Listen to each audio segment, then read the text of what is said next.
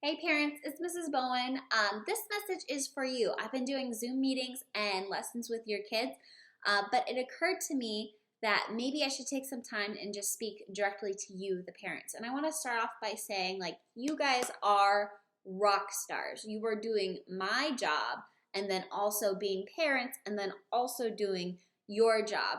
I cannot overstate how hard what you are doing is, and I thank each and every one of you who is doing the packets with the kids, finding daycare for the kids, just really doing your best. And in no way do I expect you to be the ultimate teacher while also being a parent, while also working. I get that it's tough. So there are no expectations coming from me. I just wanted to affirm that you guys are doing the very best you can, and I am so, so appreciative.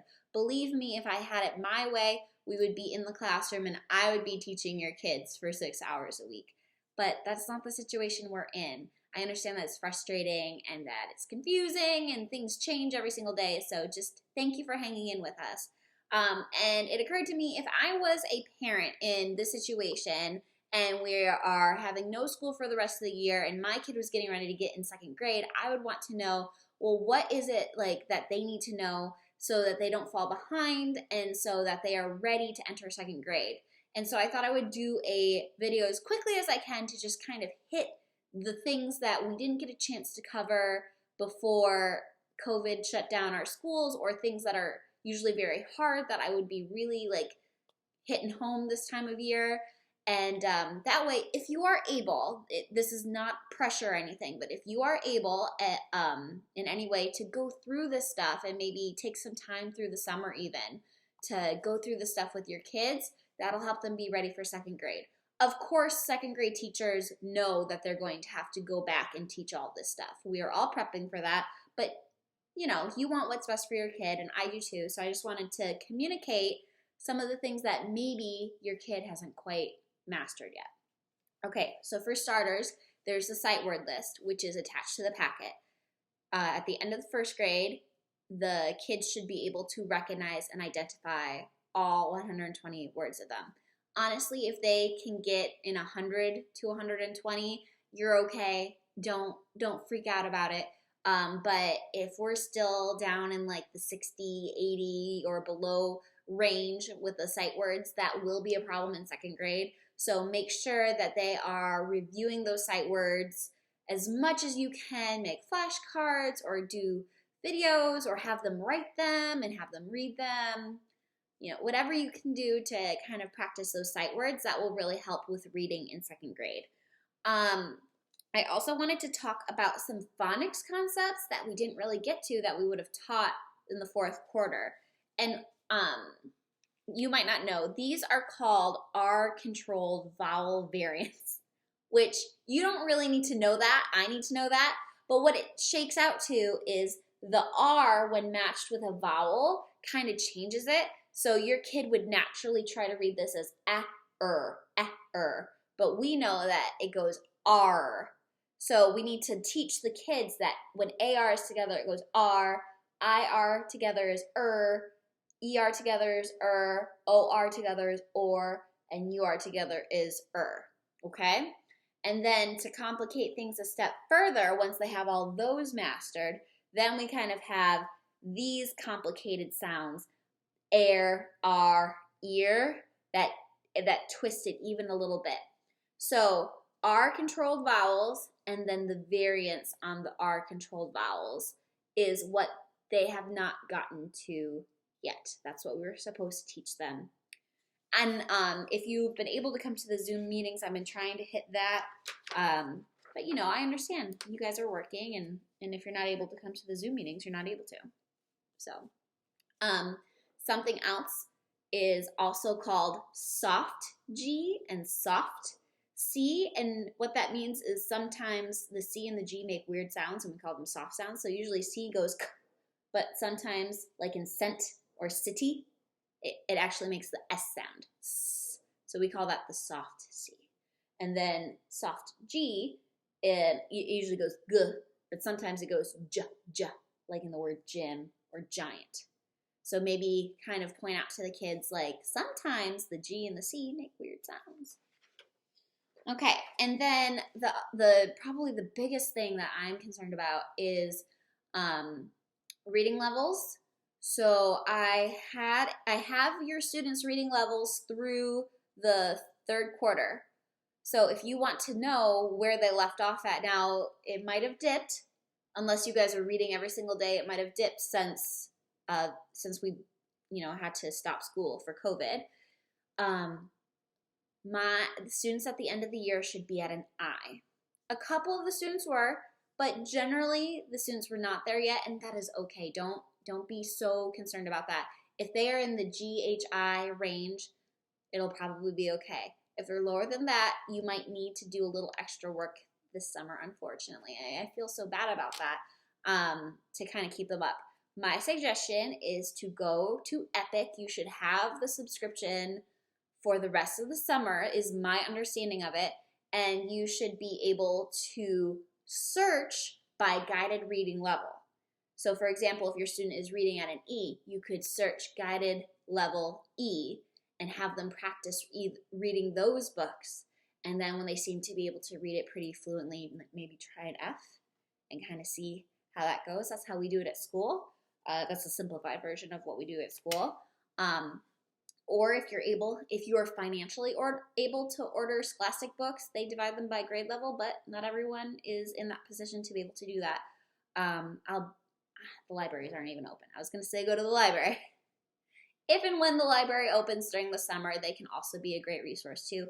I will be available all summer to kind of help. If you have any questions about specific books, I can help. So that's reading.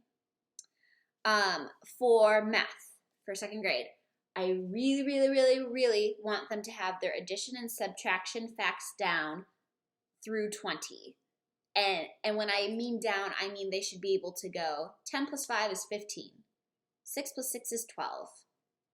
8 plus 2 is 10. And not really have to do, so they should have fluency up to 20. Now, the biggest area of concern for me is that I did not get a chance to teach them double-digit addition because that was supposed to be fourth quarter. And starting in second grade, they do double-digit addition. So I recorded a video that you can look at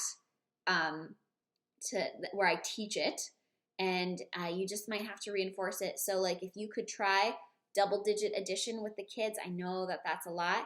Also, you will have access to IXL through the course of the summer.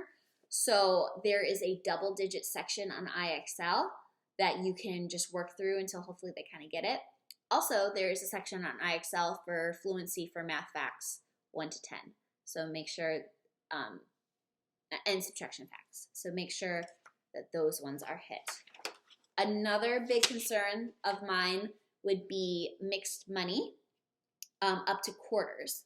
So if you have actual coins, that's awesome. They can just count. So they need to be able to identify the coin, know its worth, and then be able to count a grouping of mixed coins by counting by 10s, 5s, 1s, and 25s. If you don't have access to a bunch of coins, you can just draw like circles like this. Here, I'll show you. Just like on the paper, and just be like, how much money is this? 10, 20, 25, 26. Just do that. So yeah, because money will be a thing in second grade. And then story problems, which is hard for you as parents to do, I'm sure. But if there's any way for you to just kind of like on the fly be like, oh, we started with 20 cookies and now suddenly I only have 10. How many were eaten? Or just kind of make up story problems on the fly that make them think with both adding and subtracting.